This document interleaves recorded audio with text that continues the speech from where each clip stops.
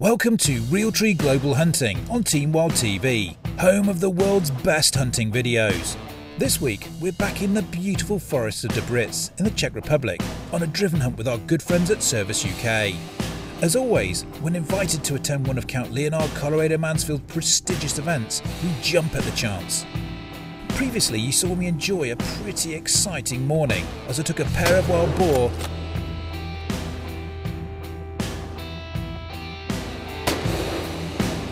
a red hind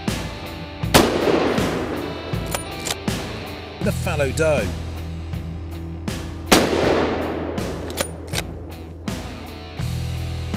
If you haven't already seen that video, click on the link now. My morning was pretty successful and there was plenty of game taken. But how did the host himself get on? Let's find out. Okay, so today we've got our second day. We're hunting in near Prague again. It's called Student Kníže, this place, and usually it's pretty good for animals. We've prepared 2 big drives and we'll see what we can get. Leonhard makes his way into the forest and is dropped off at his seat deep in the forest. He locks and loads his rifle, ready for action. So we got off the tractor now, and we're going to our seat number 6. We'll see what will bring us today. Unfortunately, we're missing 1 dog from yesterday, so there'll be less help in the forests. But maybe we're lucky, and we'll have some other dogs bringing some animals. There's no favouritism here, and even our host has picked his peg number at random, just like the rest of us. Luck of the draw has given him a decent seat with a view out across the forest. As the beaters move through the forest with their dogs, there's little sign of game moving at the moment. Then there's movement on the horizon. Leonhard gets into position and fires. A group of fallow make a run for it, and unfortunately, Leonhard doesn't appear to have connected with his shot.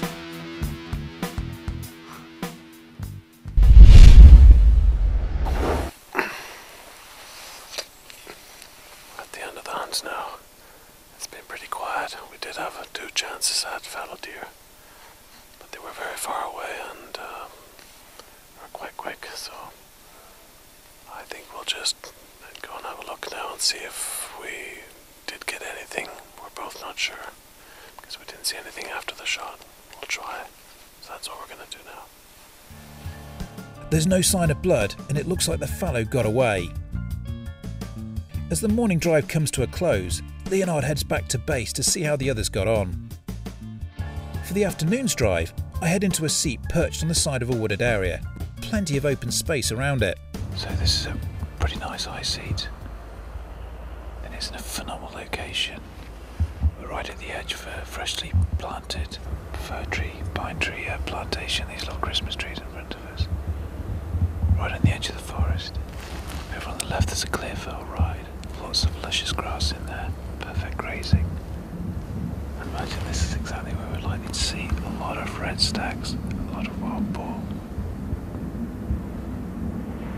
The only problem is, some of them could be quite long shots. But I know that this Blaser R8 Professional 300 Win Mag and Zeiss Victory Varipoint 2.5 10x50 have got what it takes. I've recently been out to Newfoundland, shot a moose at 417 yards. So you know it's capable of making that shot. But then again, that moose was stood still. These bad boys could be running. This time out, there's no signs of life or movement, which is disappointing, as the last time I was here, I did see some action on this seat. A small fallow doe came over the ridge and I made a great shot. That was in thick snow and freezing conditions. But this time, all seems very peaceful and quiet. You can't win them all. Well, it looked to be a better seat than that, but we didn't see any game come our way. It was quite an open area, there's a lot of thick forest around us. Now when we dropped Owen off, there's quite a few pigs underneath his seat. The tractor scared them away. You never know, with a bit of movement from the beaters that might have pushed them back down to him, so fingers crossed Owen's got something in the bag.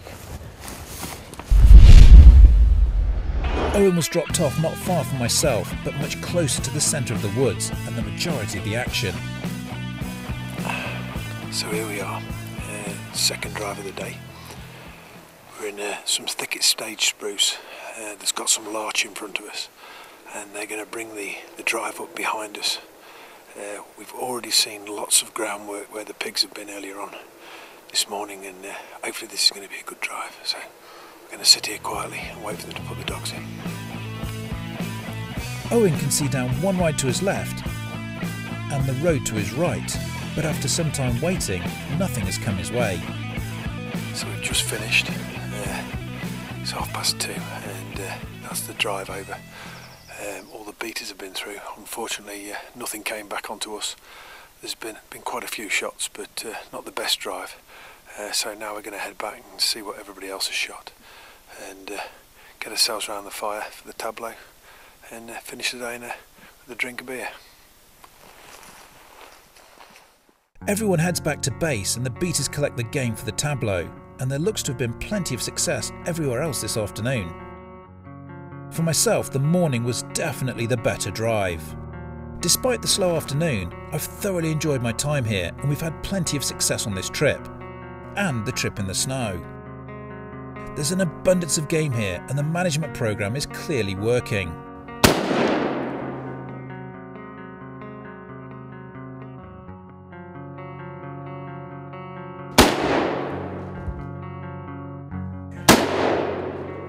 These driven hunts are the perfect way of getting together friends and associates for a good time and to help with the management of the estate. The rules of what constitutes fair game are laid out for us all to see, and then it's up to us to select the appropriate animals for the harvest.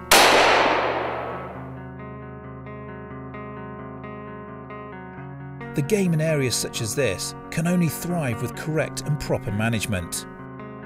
Something the guys here have been doing well for hundreds of years.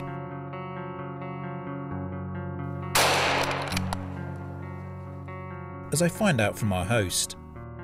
So Leonard, I've had a phenomenal day, and this is an absolutely beautiful part of the country. Tell me a little bit about how this shoot originated. It's been in your family for a long time. Yeah, it's been in my family since 1860. It's quite a long time. Yeah, it's quite a long time. My family originally came out to the Czech Republic in 1625. And we had a different part of property east from here. And this property came through the Mansfelds, that's called now Colloredo-Mansfeld. That was a Mansfeld property, but there was only one daughter, no sons left, so one of my ancestors married the Mansfelds, and ever since then it's been in our property. So it's quite nice. It is a beautiful piece of property, as you've got to see. I've seen plenty of it. And tell me, why is the hunting here so important to the management of this particular estate? Well, I don't know if you'd say the hunting, it's just what you shoot. It's the selection of hunting. We have rules, there's laws in the Czech Republic, and they've been like this for years, and that's why we try to follow them. So that's why it's so important. Of course. Because it's also tradition, and tradition with law and everything, that's how they try to keep the tradition up, but nothing goes out of hand. As the day draws to a close, the shooters and beaters gather to pay respect to the fallen game and share in this highly spiritual European tradition.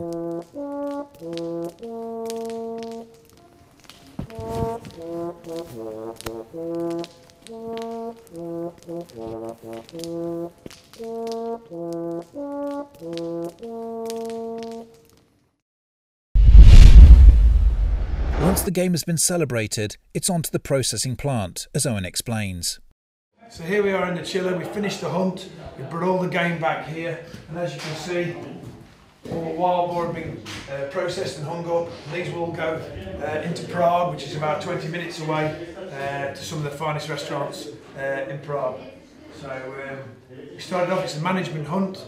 This is just what we wanted to achieve, some success. Everything's been shot and collected in. All the animals have been brought in from the forest. They've done a great job, and now it's going to go into the food chain. We're just about to buy some, and they're going to weigh them out and take them back with us. My friends are taking them back to Belgium. So Owen, not only have you had some pretty awesome hunting, the accommodations are pretty awesome too. This place is spectacular. Now I know you've been coming for about 10 years. Do you always stay in somewhere like this, or?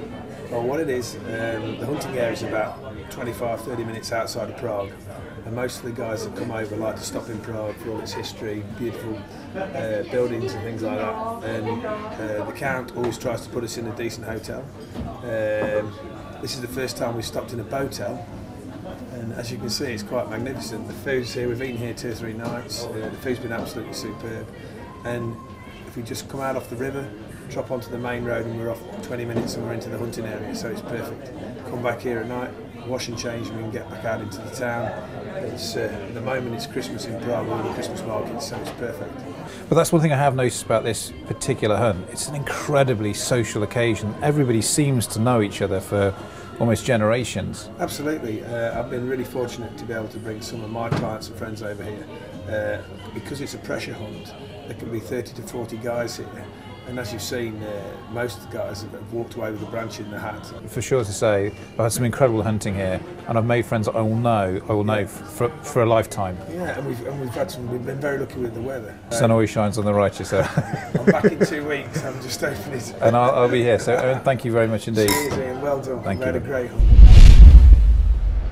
We've had an absolutely epic time in Prague with Owen Beardsmore and Cervus UK, as well as our friend Count Leonhard Colloredo-Mansfeld.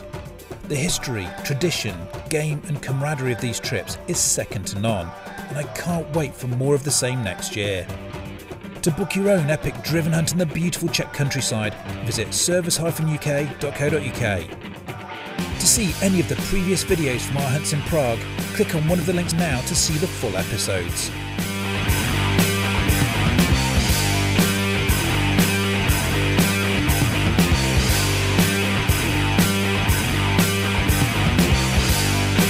Subscribe to Team Wild TV for the best hunting, airgun, gear and bow hunting videos on YouTube.